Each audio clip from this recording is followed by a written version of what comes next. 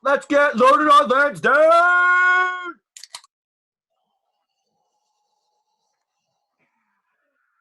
All right. Hey, look at this. Look at these two guys together in the same room over here. I don't know what to do with my hands. All right. Welcome to episode number 96 of Loaded on Lansdowne Baseball Podcast. I'm your host, Mark Jacaris. Alongside me, not virtually, but actually, is Andrew Andrews. We're back, baby. We're back. First time we were together in the same room since, what was it? February, I guess, of 2020, right? Yeah, because the season hadn't started, so we weren't back on a regular thing, and then it was just kind of such a bum season, Yeah. So, it was a bum season, so we were going through the motions last year, like, oh yeah, like that guy's good, I guess. So in any case, episode 96, the Red Sox. Kind of a weird week for the Red Sox. They've played 3 teams so far this week. So you kind of had the tail end of one series. Yep. You had the mini series in the middle. And then they started a new series yesterday. That game was, I watched the draft yesterday. I'm not gonna lie. Really? But yeah, I did. I flipped to it a couple times. While we're couple things about it. Number one, who sits in the crowd for the draft? Like, are those paid? Are they actors? Are they? I don't understand what that does for you at all. Well, none of them can be married, right?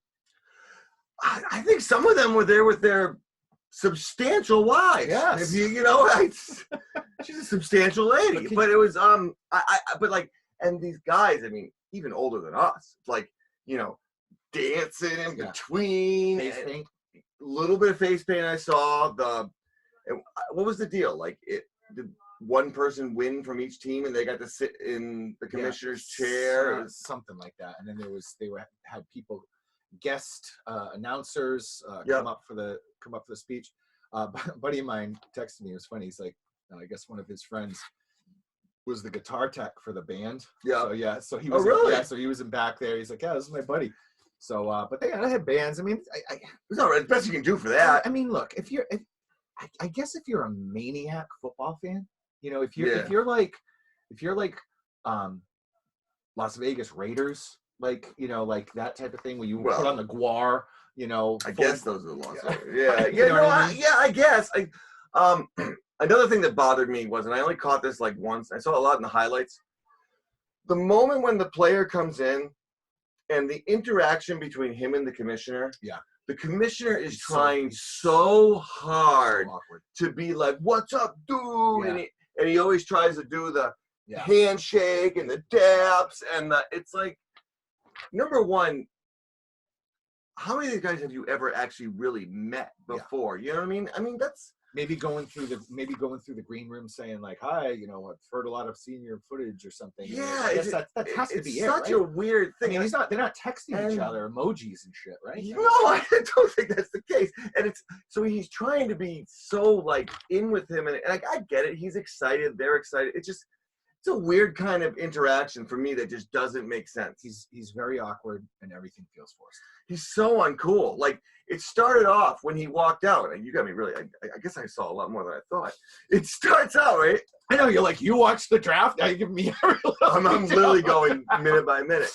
He walks out, and the crowd's booing the commissioner, you know what I mean? Which I love. Like, Gary Bateman's the one who kind of started that. That's a fun thing. Like, well, really, let's be honest. Vince McMahon is the one who started that by booing the boss, And it's so, I really thought it was neat. And he starts going, come on. And I thought at first he was embracing the boos, which I thought was actually a real cool kind of heel move. Yeah. But as you're watching it, no. He's just like raising. He's just convinced that, like, it's actually, there's noise. Yeah. You know what I mean? Are you saying boo or booer? Yeah. Like, it was, no. He was like, come on, Cleveland, let's hear it, Cleveland. Yeah. Like, it wasn't like, it would have been awesome if he was like, yeah, come on, let me hear the boo. Yeah. You know what I mean? That would be funny. Yeah. Bring it on. But no. It was he had already decided when he walked out that this was exactly what he was doing. Yeah. And regardless of the response from the crowd. I don't think he heard the response. Right. He was so concentrated on his script. I must raise roof. Or the teleprompter said, like, raise roof. And he's like, here we go. I don't. By the way, getting back to that Simpsons episode, I love it when when they pan to Hans Molman, that old dude. Oh, I he's love like, Hans he's Molman. like, he's like, I was saying the words. All right. Anyway. All right. So a couple things before we start. We just did some draft. We're going to talk about the draft. We're going to talk about the pick. Of course. Yeah. Final You got to. But a couple of warm-up notes here. Did you see Nacho Guy? The Nacho Guy home run at Dodger Stadium. Oh, it's fabulous. I love that guy. Love the hustle. Just didn't care. He's like, I'm going for the ball. I know my nachos are here. I got my. We got to do. Yeah, I mean, you know. I love the buddy taking the scoop with the nacho after. The girlfriend laughing. She's a keeper. I mean, she wasn't all bitchy and like, oh, cheers. Oh my God. I really liked whoever hit it. I don't remember now at this point. Sending them the nachos out to him. You know. Right. So no, it was cool. I mean, that's why I mean. You know, we've in the past we've gone to a lot of Red Sox games together, but I mean that's why I always wear shitty clothes with the Red Sox because I mean the amount of sausages I've eaten there where you know the clump falls on your on your shirt. The reason is the same, but no, you don't wear shitty clothes because you're worried about food when you're trying to catch an awesome foul ball. Well, have you seen the fashion show that some of these guys parade out there? I hear skinny jeans and shit. I'm still wearing cargo shorts. No, but let's be honest though. You're worried that because you're gonna have 37 beers in you, you're gonna dump all the stuff all over. Yeah, it's got nothing to do. Yeah, it's got nothing to do with you making a great play. Oh no! Oh, I'm not saying that. Right. I'm not saying that at all. I'm just saying I'm eating on Lansdowne. I'm going to Sausage Guy, and you got to do this kind of lean over thing so you don't get it all over yourself. But eventually you're using your shirt. And, I bet the dirtiest part is right here. Yeah. I spend the entire day going like this, and it's just like shells. At the end, there's just a stress. I've almost fallen over twice now. Plus, after a lot of the Red Sox games before I was married, you'd stop at the double Burger Kings in Bridgewater and pick up a pregame Whopper for the ride home, and you're just like, who wants to? You're just getting it all over yourself. So I mean, that's why you got to wear crappy clothes. I mean, that's it. Did I ever tell you about the time a seagull shat on me the second I sat down on my seats in the bleachers? And some jackass told you it was good luck, right? Yeah, of course. Like, the Red Sox are going to win. It's good luck. I'm like, I was like, okay, you kind of shuffle down. You're like, thank God I'm at the game. Literally like that. It was like, that's the worst. You ever see the bird shit on Fabio? No. Yeah. I've seen that. Yeah, YouTube, Fabio roller coaster, bird shits on him. I mean, what the most random kind of thing to put in. It's fabulous. It is wonderful. All right, so another bit of weirdo trivia. So the other day, I come home. I've been watching a lot of baseball this year. Baseball has been pretty fun to watch this year. You get the Dodgers, Padres kind of going at it, and the team that I hate the most, and you know this, the Cincinnati Reds. Yeah, they're interesting. They're an interesting team, and they get a lot of fight. Castellanos, I think the guy's name is. Love that dude. Literally fight. Yeah, literally fight. He gets in that guy's face. No, I think listen, and the numbers are bearing out. Baseball's doing all right now. People really missed, I think last season being the bummer that it was, I think really helped people to kind of miss it. And it seems like it's kind of cool. I think one thing MLB finally allows all the highlights on Twitter and everything like that, where they're not, took them long enough, but they're not that. So I think that has been definitely just, I mean, I don't care how much you shit on baseball, how much you think it's boring, whatever. An awesome home run is an awesome home run. You know what I mean? It's still a home run. A day out at the ballpark in July is still a day out in the ballpark in July. I mean, I don't think baseball is ever going to lose fans who just want to sit, watch a sporting event, and crush beers. You're right about that. And eat shitty food, but it's fans in the stands help. Well, fans in the stands right from the beginning, so it wasn't like it's not a quarantine season anymore. It's just a season. And also the MLB TV that you're streaming on YouTube now. The Red Sox game the other day was on YouTube only, and it was I think it was last Wednesday or whatever. And MLB TV on Twitter and everything else, so you can get these games on your devices. So you can set up your phone. Do whatever, be with your friends, have the game on, whatever. They're doing it right. The future of baseball is checking in. Yep. So, I mean, even to the point maybe we're like, the way you watch a game is that just anytime something important or cool happens, maybe even at the end of the inning, your phone, you get a notification, and there's a 30-second and with a commercial, mind you, there's a 30 seconds of what the inning was. You put your phone away, you move on with your life, you get hit again. Okay, here's the bottom of the third. And I mean, something like, did I just say baseball? You did. You've done this a bunch of times. Wow. But I was watching the Mariners-Dodgers game, right? And I'm just kind of on the couch. And, I'm kind of scrolling through my phone, but the game's on MLB, TV or whatever. And I noticed that one of the Mariners pitcher, Marco Gonzalez is pitching, and he's wearing number 7. And I'm like another single digit, pitcher, because it's rare. All right. You have Blake Snell, right? You have Marcus Stroman. I heard this same thing the other day. It would never even have occurred to me that this is rare. I think it's the first time it's ever happened. So you have really? Well, I'll get to that. Adam Ottavino wears 0 because his last name starts with an O, so he kind of does the 0 thing for Ottavino, whatever. So they're out there. Like, do you know players' numbers? I do. I never. Do you remember when David Wells wore number 3 for the Red Sox when he pitched for them for Babe Ruth? I remember hearing something about that. Yeah, like when someone does something like that, you hear it. But as far as, I don't know, for me, like baseball, the numbers don't matter. Like in like football, hockey, like the numbers let you know who it is because they're moving around. Right. I don't know. So it took me down a black hole of number things. So, it was like generally speaking, it used to be your number was where you hit in the order. That was when they first started coming out with numbers back in the 30s. That's a Ken Burns fact. Oh, absolutely. Wicked boring Ken Burns fact. But then it was like, pitchers usually wear numbers, 35 through, all this really? Stuff. And a lot of those rules are thrown out the window. But here's the thing. So then I'm kind of like, whatever. I look up and the Dodger pitcher is pitching, and that was Julio Urias. He's wearing number 7, single digit. Okay? So it's the first time since Marcus Stroman versus Blake Snell in 2000. Hold on, I can interrupt you for 1 second. Yep. You fucking nerd. All right, go on. Then you have to go back to the 1940s before 2 single-digit pitchers pitched against each other. Okay, but this is the first time in Major League Baseball history. Ironically, that same day, no black baseball players. This is true. Go ahead. All right, but this is it's the first time in history that 2 number 7s started again, like the single digits with the first number. This is baseball, guys. There you 2021. Go. These facts are important. That's something. All right. So the Seattle series, I'm going to kind of has a 69 ever started against a 69? Ooh, that would be a double 69. That would. Who doesn't like that? Okay. Seattle series, game 1, they lose 7-3. Darwinzon Hernandez stunk. He gave up a bunch of runs. Seattle came in, they were hot. Yeah, they played well. Yep. They were hot at the time. They had just beaten the Dodgers. They took the series from the Dodgers. So they were playing well. They were right up there with the A's in the AL West. Game 2, Red Sox win was 6-5. Matt Barnes gave up 3 runs late. It was really 6-2. They had that thing pretty much in hand. Barnes stunk that day, but it was the last time he pitched poorly. We're gonna talk about him. He's on one of my lists. Yep, gonna get to him later.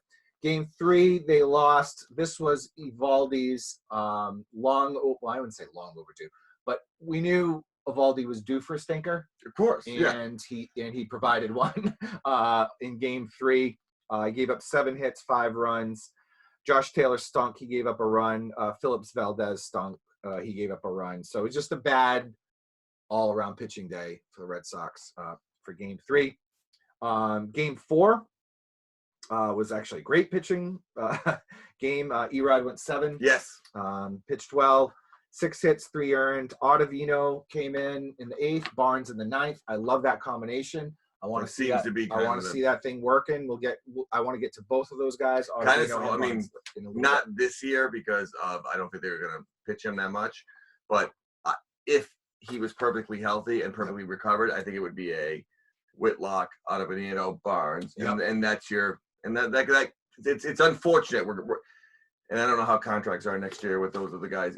We're missing it by a year. You know what I mean? Yeah, it's too bad. I like what you just said though, because if you can, there was like the Yankees back then. They had Ramiro Mendoza And then this is before Mariano became the closer. Yep. And then it was what was it? Wetland? Yep. John Wetland, right? So it was like 7, 8, 9. And Cleveland was doing that a couple years ago. Yep. I mean, it's something you see. Yeah, with face, the lefty there. They've been pitching Whitlock. Guy I work with, Mike, and I were talking today. They're pitching Whitlock pretty much every 5 days. And his son had this idea, and it really is true. It maybe they're trying to stretch him out a little bit because he's definitely doing something in the bullpen. You can't send him down. No, because he's the Rule 5 thing. So you can't have him get stretched out in, I'm going to say Pawtucket, but Worcester. Yep. And so maybe that's where we're going with that, which we'll see. I don't know. I like how it is right now. We're going to talk about Whitlock. Yeah, I like how it is right now. And these days, relievers are just so important. Yep. All right. So, I mean, the big story of this week was the Mets series for a number of different reasons. Baseball, man. The 2-game series with the New York Mets down in Queens.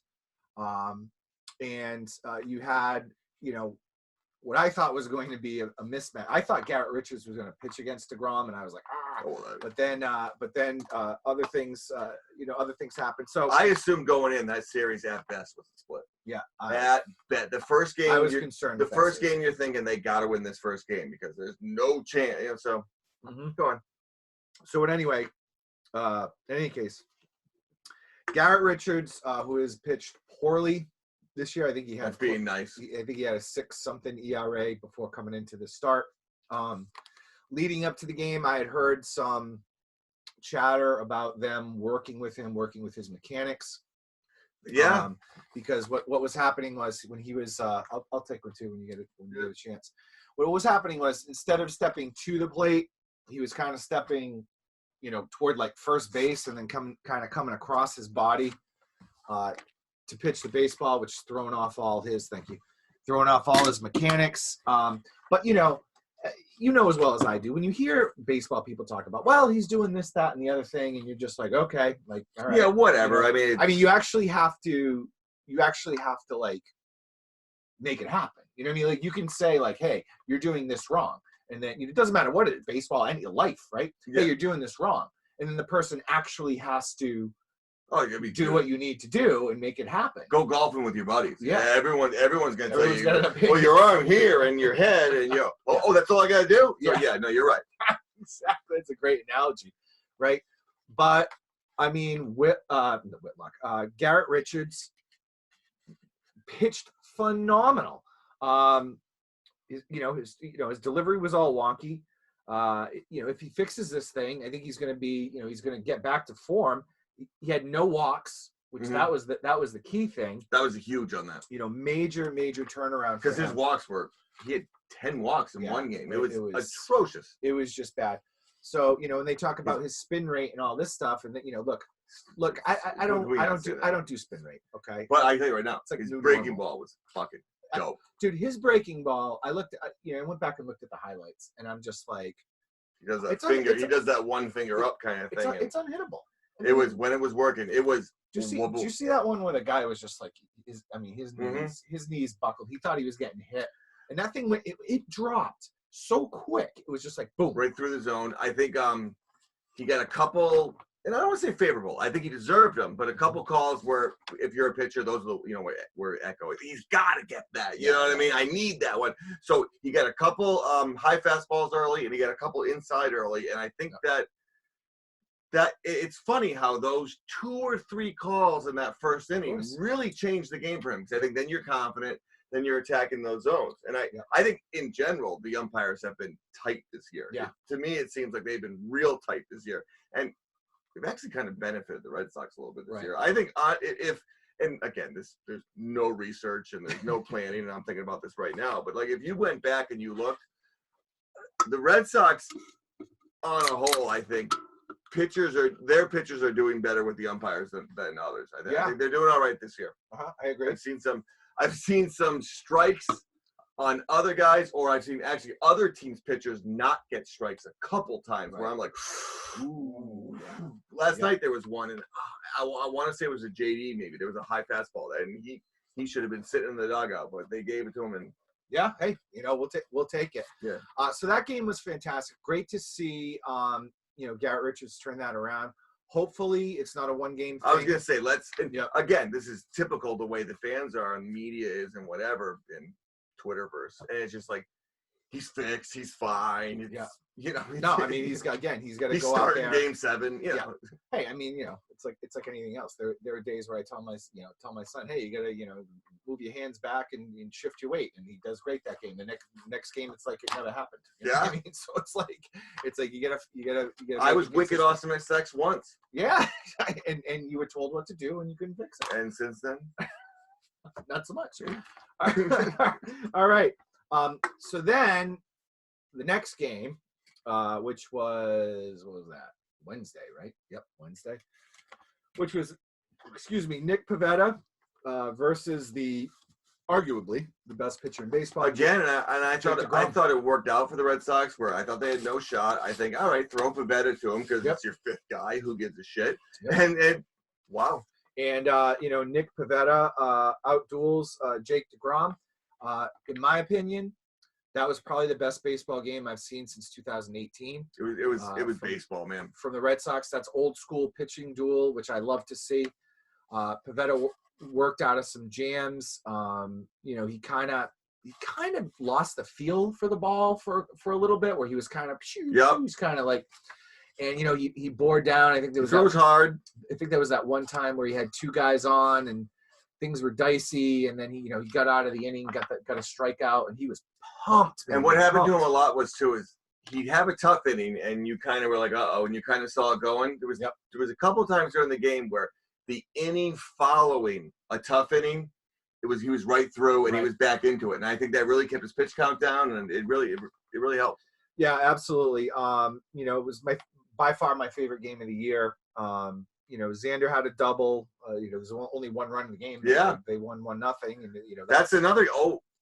That is a game where the Red Sox benefited from the up, because the RBI, Victor Vasquez, he 2 strikes, high fastball. He gets the ball right, and close.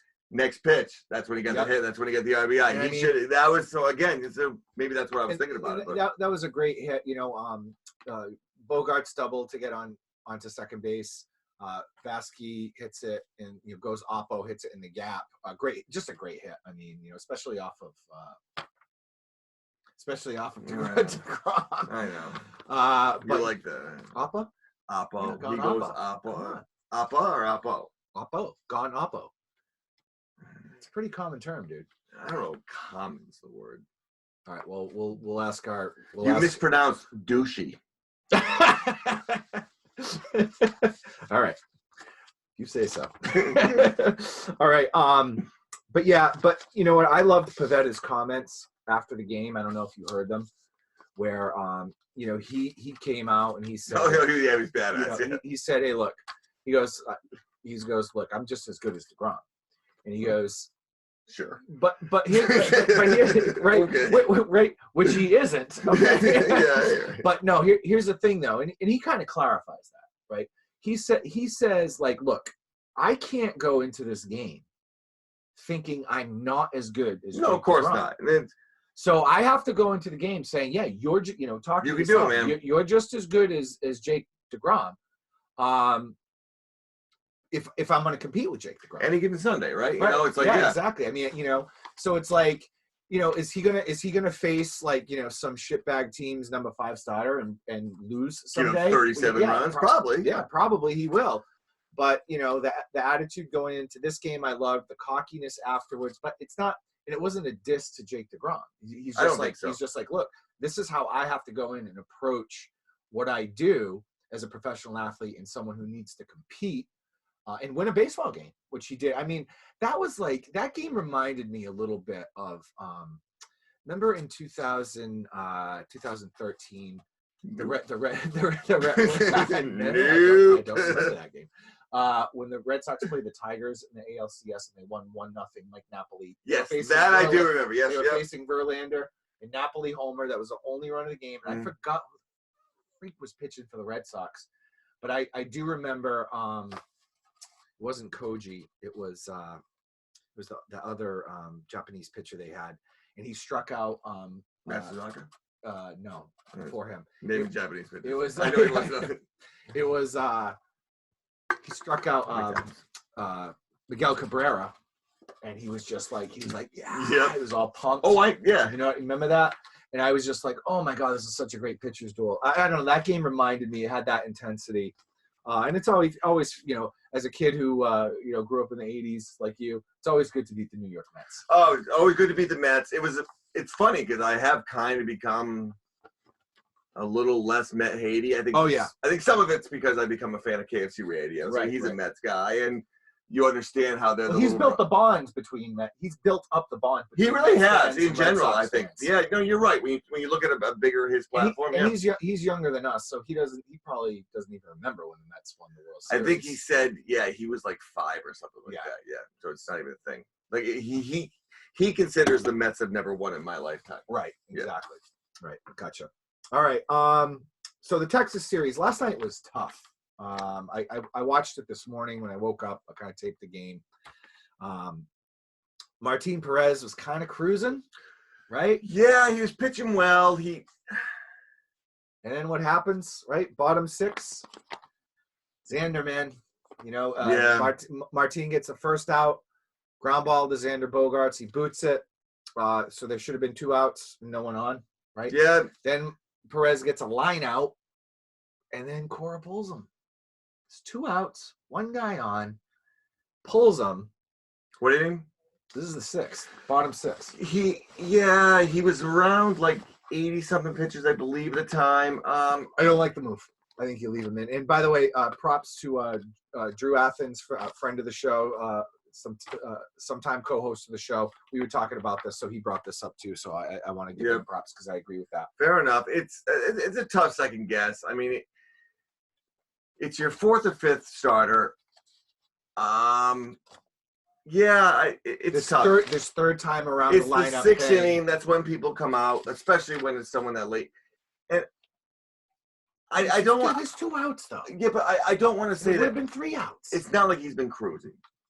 Like he labored some innings, and the scoreboard didn't show it, but he definitely labored some innings. He definitely. Well, that's him. He's gonna labor some innings. He is. I don't know. Except for that day with the Twins where it was snowing, and somehow he was like fantastic. He does like the snow. Yeah. So I don't 100% second guess. I mean, obviously we're supposed to second guess because it's what we do, but I get it. So he brings in Sawamura. He gives up a bomb, and then he gives up another bomb the next inning. So I mean, that's just not great. Sawamura was. He's fun. I love the way he throws. I love his hair. Yeah, it's got like the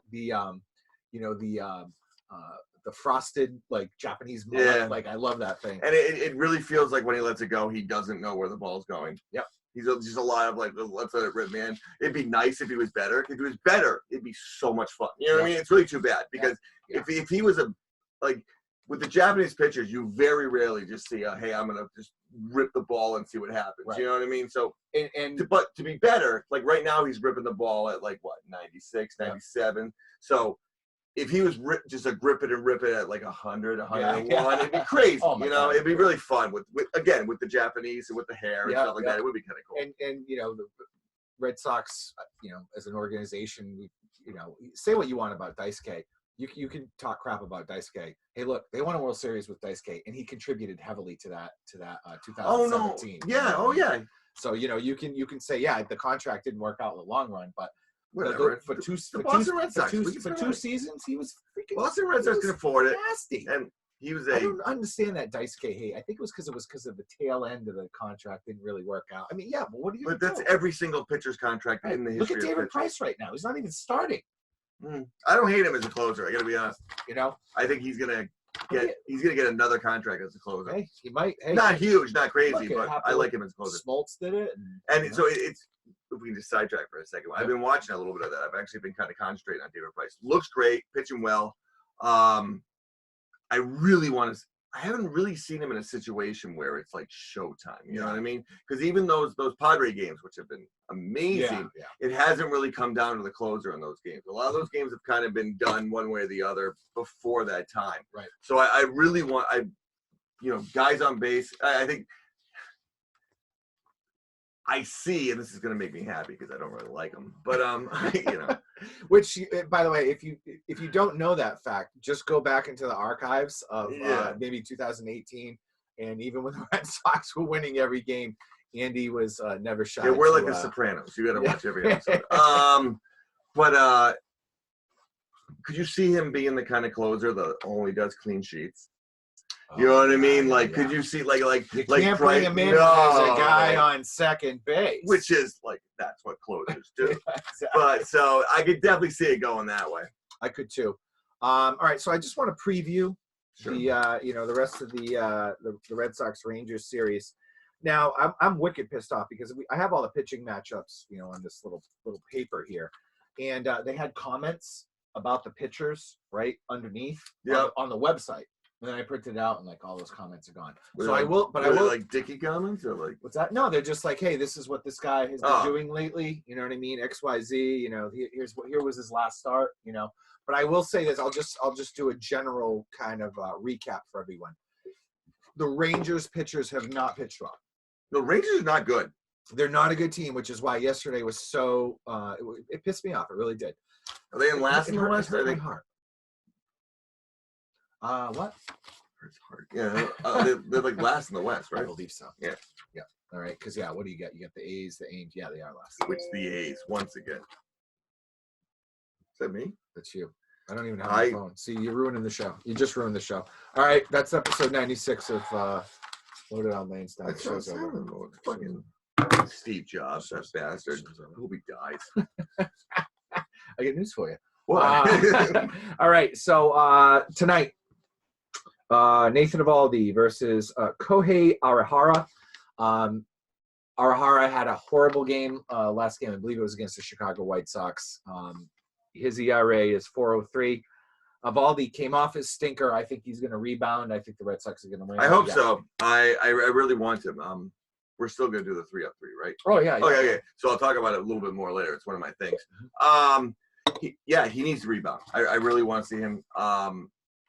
And I think the Red Sox, their bats need to rebound a little bit too. It's tough, They've been sleepy. They've won some games where they haven't really come through. That's why the Pavetta game. And that's why the pitching's been so amazing. Yeah. So I think in general, the Red Sox need to kind of navigate. And I think they're going to, again, they're down in Texas. I think they're going to win this one. All right. Saturday, we have Erod versus Jordan Lyles. He's currently rocking a 6.75 ERA. The notes on him were pretty crappy as well. That game should be a layup. It's your ace going against or whatever. Is he your ace? And if he is, make it happen. Yeah. All right. So then that's right. They're doing 4. Yeah. Yeah. This is the most interesting game for me. Rare Monday game for the Red Sox. So this is May 2nd. Garrett Richards versus Mike. Jesus Christ. This makes the Japanese names look easy. Mike Faltinewicz. Freaking Polish names, man. What the hell? He's married to a Polish girl. She has a simple Polish name. Yeah. There's no ski at the end. There's no, there's not a lot of consonants in a row that make a whole nother, sound. All right. Anyway, but this one's fascinating. That bit worked out. Go ahead. It's fascinating because I really want to see what Garrett Richards does. I will be watching this game from beginning to end. No, it's with Garrett Richards, man. It was nice. I thought he was honestly, and we texted this before the last game. If he had another stinker, I think he was going to end up on the DL. IL, what do we call it? The IL, you insensitive bastard. I keep doing it. Okay, sorry for you, handy capable.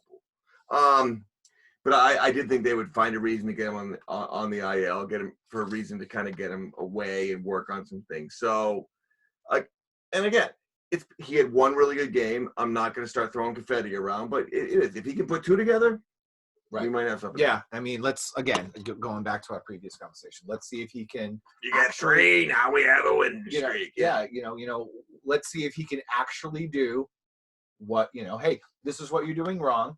And it's not easy. Listen, he's not a top tier pitcher, but what they're paying him, he should be Yeah, he's okay. getting $10 million. I mean, He should be okay. And he is a reclamation project, and he knows that. Yeah, he's not your fifth. Your fifth starter's not making $10 million, so he should be okay. So he's trying to resurrect his career. He's had a lot of injuries, and he was very good before he got hurt 16 times. So I mean, let's see.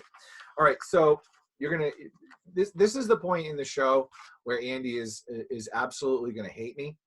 More so than usual, because we're gonna do like the 3 up, 3 down, but Felger and Maz do 3 up, 3 down. So what are we calling it? And then when I went on Terry Cushman's podcast, they do 3 studs, 3 duds. Right. So I don't want to. I love Terry. They did not invent that. Yeah, this is true. Okay. But they did not invent that. So there's a lot of 3 up, 3 down. So you're stealing something from someone else? No, I came up with something original. Oh no. Okay. It's called, and this is the fact that you haven't told me this, and I swear to God, I know this is gonna be awful. All right, it's called Ride the Pine or Sparkling Wine. And when I say sparkling wine, I mean champagne, baby. Gold bottles. The 3 players that need to ride the pine, the 3 players that need to get soaked with champagne. Andy, do you hate that? Or do you like it? I love it. Like it? No. Do you half like it? Yeah. On the way in, I was with you. Ride the Pine. I was like, ooh, he's going somewhere. Yeah. All right, let's move on. Go ahead. By the way, just for our YouTube. For our YouTube, I put champagne. Just so we know. just so we know. All right. Yeah, you people listening to audio right now, we just doused ourselves in champagne. Yes. You missed the whole thing. It was really something to see. It's good radio. All right. So who needs to ride the pine? So trying to remember. First of all, number one thing. People who think Nathan Eovaldi is a top tier pitcher in the Major League Baseballs. Mm-hmm. Okay, he's one of our best pitchers. He might be our best pitcher. He is not a top tier pitcher. I'm sick of hearing that. I see it. He's not elite. Yep. And I'll argue not even close. Number 3 at best for me. Yeah, right. You know what I mean? So Number 3 at best for me. I'm sick of that. That is something that just I'm sick of it. All right. For me, it was who do I got? Oh, Ride the Pine. Franchi Cordero, who he was hitting .348 on April 14th, so 2 weeks ago. He was hitting .348 basically. Since then, he is 1 for 22. I'm back. He's back. I left my list in my pocket. He's 1 for 22. He has 2 walks. Excuse me. He does have 2 balls as well. I don't know if he's a eunuch. You don't know that for sure. He's a male. He's got 2 balls. All right. Whoa. I can't assume. Okay. I can't assume. All right. 1 RBI, 1 hit. He has a .045 batting average, a 1.125 OBP.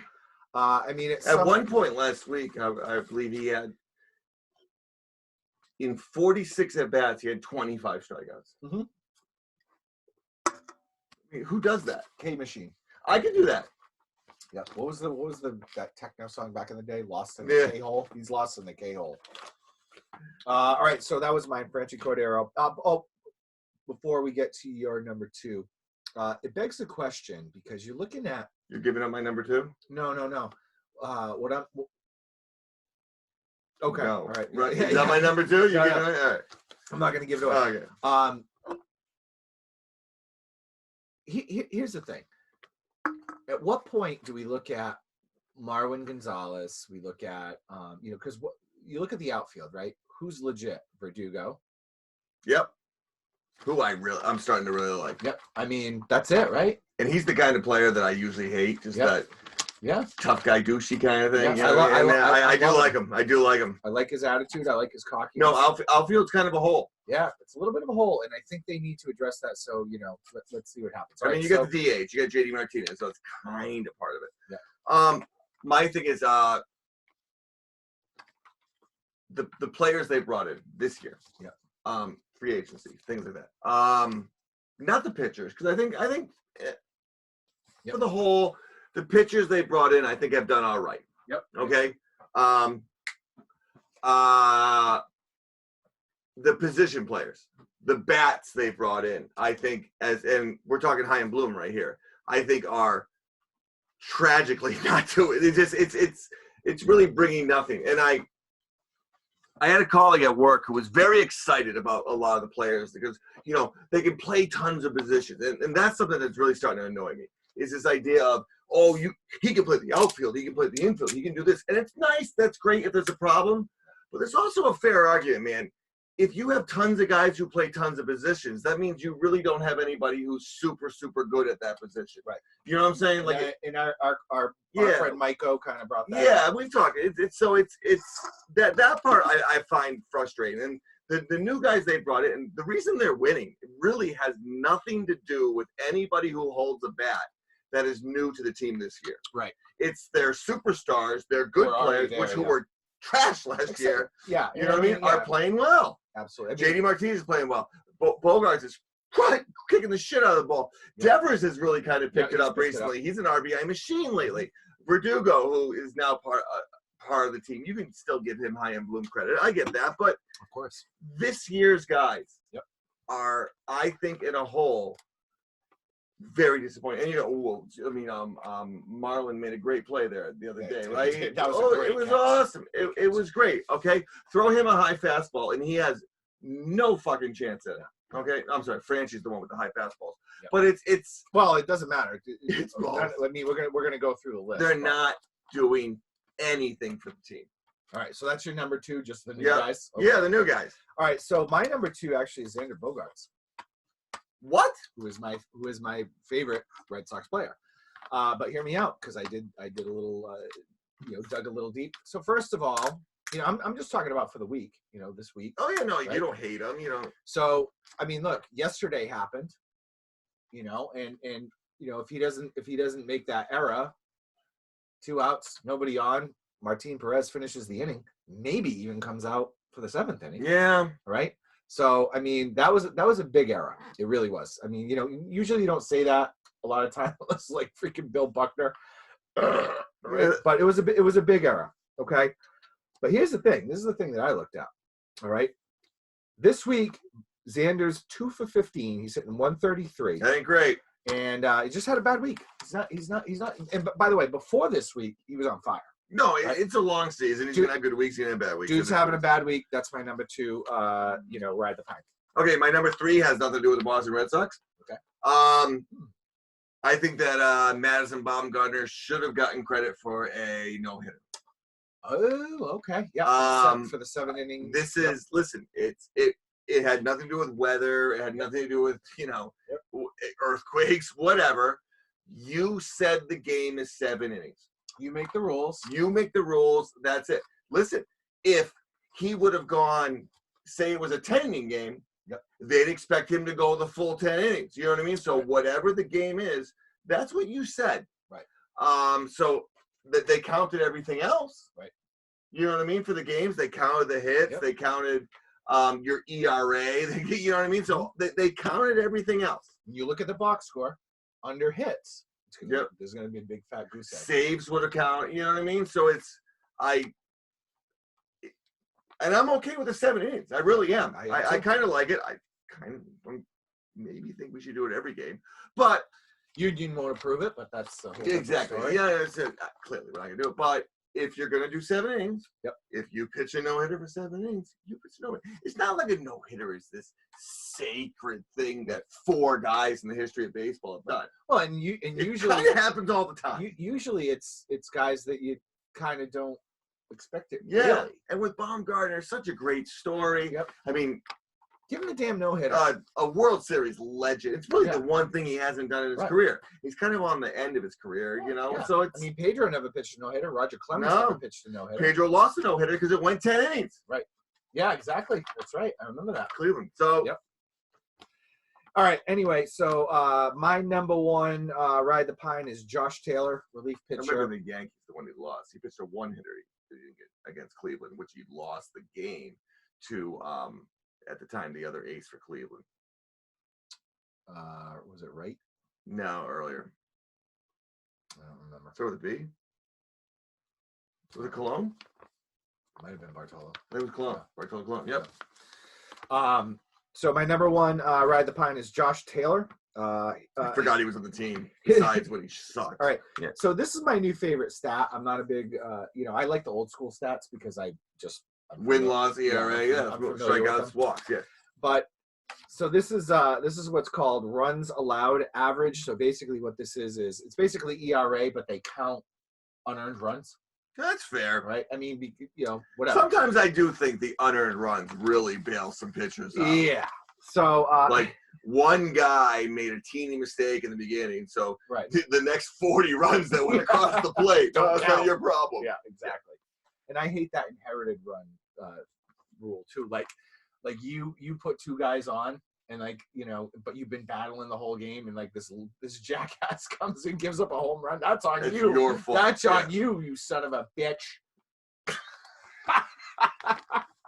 All right. So his runs allowed average is 9.0. It's a lot. That's high. Which means he gives up 1 run per inning when he pitches. Is that a good stat for? Not for a guy coming out of the bullpen. No. You starter. All right. Honorable mention for me go to Hunter Renfroe, who sucks. And did you see that where he lost the ball? Like you couldn't find it the other day. I don't know. Wasn't it close? Yeah. Last podcast, but you couldn't find the ball. And Sawamura. I mean, he had that. He had that shit that game. All right.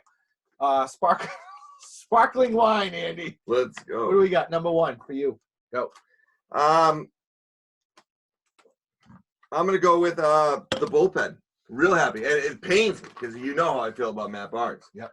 And I'm waiting. Look, he still hasn't proven himself in a big, ball sweat situation. Yep. But their bullpen, for the most part, the main guys. When we talk about the Whitlock, we talk about Barnes, we talk about Ottavino. They look good, man. Yeah, they do. I agree with you, and I got some bullpen guys on this list. My number 1 wine is Rafi Devers. He hit 385 this week, two doubles, 2 RBIs. He's locked in. Yeah. He had a tough start that opening series. He had a couple errors. He looked like shit. He wasn't he ready. looked bad being So talking to himself a lot. I mean, he's back. He's good. back. All right. What do you got for you, number 2? Number 2, I got the pitcher, Garrett Richards. I mean, come on. How can you not? A guy who I was real down on, a guy who I wasn't even huge on the signing, to be honest. Looked real good, man. Yeah, he did. Real good. We talked about that. I have the other Garrett Whitlock. Again, member of the bullpen. This whole season, I didn't even really look at this week because, to your point, right? Yeah. They're kind of pitching him every couple of days. He's pitched 13 innings this year, 18 strikeouts, only 2 walks. He throws 68% strikes, and 21% of those strikes are looking, which means 68%. He's just buckling dudes. I love that stat. And it's funny because you look at that trade with the Yankees, which was a Yankee salary dump. They thought they were going to be so good. They thought they were done. They thought they were going to be so freaking good. They gave, Ottavino is hot and cold. Like he has his moments. He really Ty does. Bloom's best move. But I totally agree with that, dude. So far. Garrett Whitlock and Adam Ottavino for like whatever they traded. They traded some shit bums and I think money. Yeah, I remember even Ottavino. Yeah. It was a salary dump because of Ottavino, and Garrett Whitlock was the throw-in. That was a good trade. That was a good trade so far. All right, so who do you got for your number 1? You go again. Mine's better than yours. All right. So I got Nick Pivetta for that performance. There you go. The Mets. So. He looked good. Exciting. Yeah. It's your 5th guy. Yep. All right, you ready? Yep. 640 starts.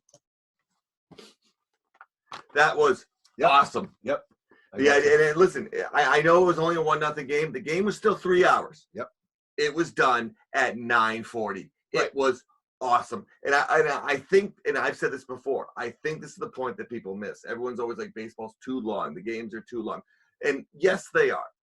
But worse than being too long, they go too late. Yes. I can't watch baseball after 11 o'clock. Yep. This was 9:40. Yeah. All right. I think they should start every single game anytime between 6:15 and 6:45.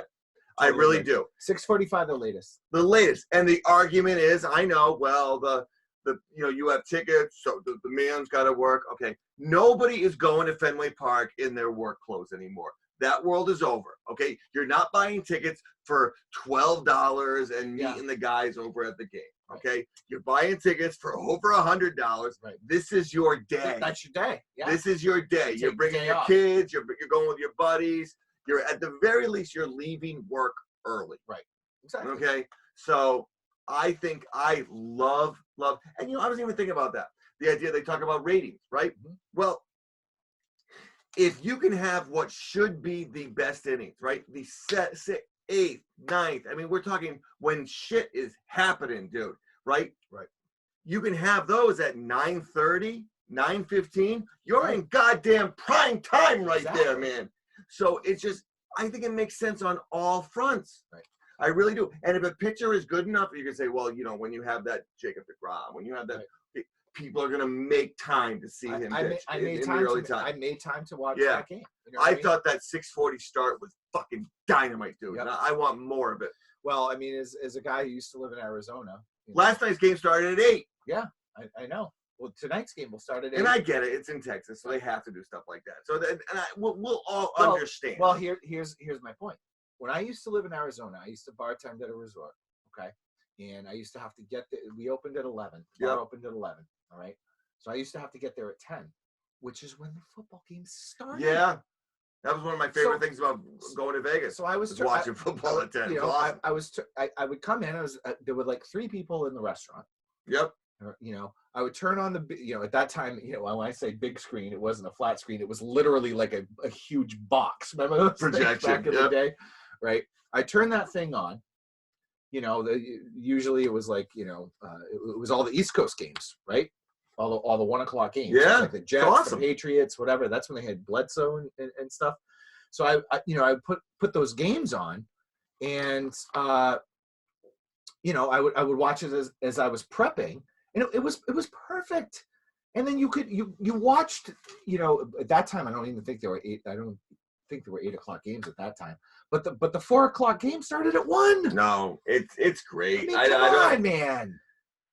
Nobody on a weeknight needs to be watching baseball at 10:45, 11 o'clock. It's not necessary. So, I thought it was awesome. Yep. All right. So honorable mention to Adam Ottavino. 1 hit, no runs since April 15th. That's really impressive. Looks like a goof. 1 hit. Looks like a big ass troll, man. Yeah. He's like a New York Goomba. He's got a little Goomba to him. Like literally, I think he's from New York, right? And then Matt Barnes, 7 Ks, no hits. I hate to say it, or walks, but last 3 outings. And when I went on Cushman's podcast, I got all over Matt Barnes because he actually got saves, but I didn't like the way he pitched, and there was some foul balls I didn't like. It was like the cook in his jib. Yeah. Like it was such it was an awful take. And I want to desperate. I want to apologize to Red Sox Nation for that. You got take. Desperate. All right, what do you think of the pick? I think it's a safe pick. I think that, and again, I'm just regurgitating what I hear, but you hear about how the Alabama, because of with Saban and that coaching, it really is more than any other. They put more into it. So the worry is that people from Alabama have already kind of reached their peak. You know what I mean? Right. Where everyone else, what was it, Trey Lance, those guys, where it's like they're good, they got raw talent. It's what was it, in Blue Chips? Remember in Blue Chips when Kuzi and them and they went and saw Shaq? Yeah. Hey, he's never been coached. Right? That was the big deal, and real good movie, underrated sports movie, really good movie. But so.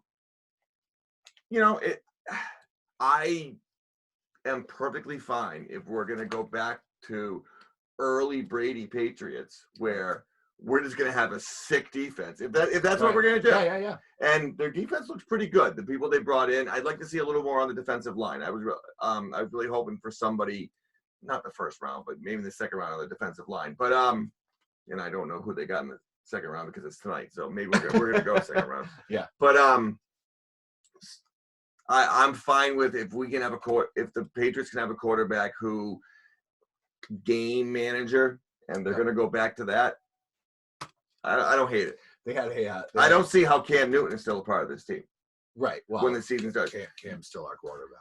Well, But you Cam's still our quarterback. miserable. Cam's still our What an quarterback. asshole. But I can't imagine talking to that man for more than 3 minutes. Yeah. But you can't have two playbooks. Yeah. And they might as well be playing different positions. Absolutely. Yeah.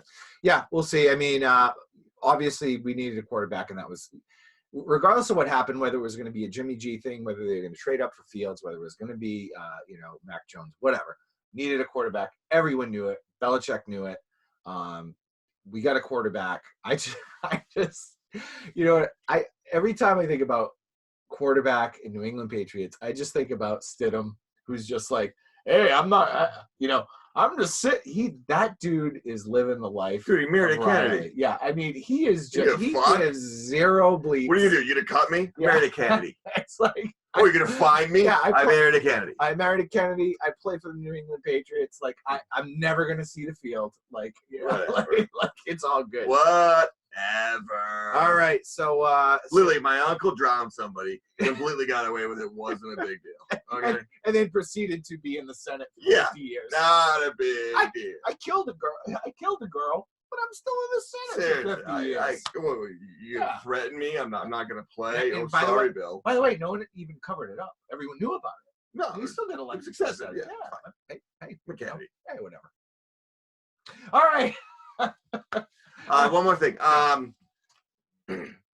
Boston Bruins seem to be, I don't want to use the word peaking, but with hockey, you need that kind of progression to the playoffs. Right. And it seems like the Bruins are kind of in that cycle. You worry about teams peaking too early. Worry about the Bruins peaking too early. And it was kind of nice. They had that little bit of a slump. Yep. Made some changes in the lineup. Hall. Yeah, looks good. That play with him and Krejci last night was absolutely filthy. Well, he's had a couple of filthy goals. Yeah, so he's had a couple really good goals. Rejuvenized. I don't think he's a superstar. I really don't. But that's not what we're asking him to do. Right. So and that's why we got him for nothing, by the way. Exactly. Coyle last night finally